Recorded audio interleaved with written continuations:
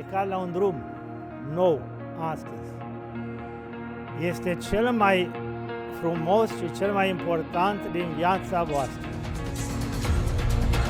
Pentru că este legat de familie, de tinerețe, de iubire.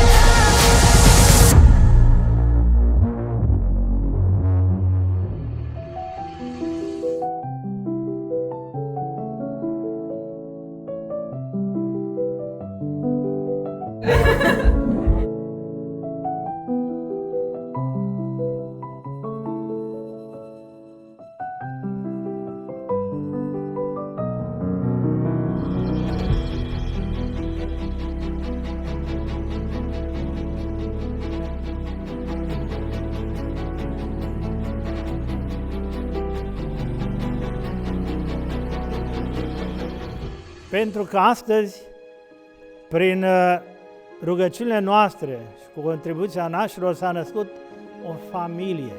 De fapt, Dumnezeu v-a unit pe voi și ați venit doi și plecați unul.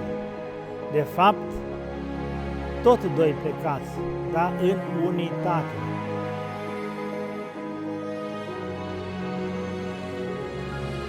Cel care iubește mai mult și e mai înțelept, face primul pas înapoi.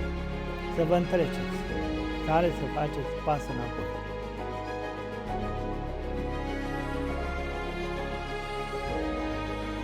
Fiecare dintre voi să fie bucuria celuilalt. În fiecare zi și până la sfârșitul vieții.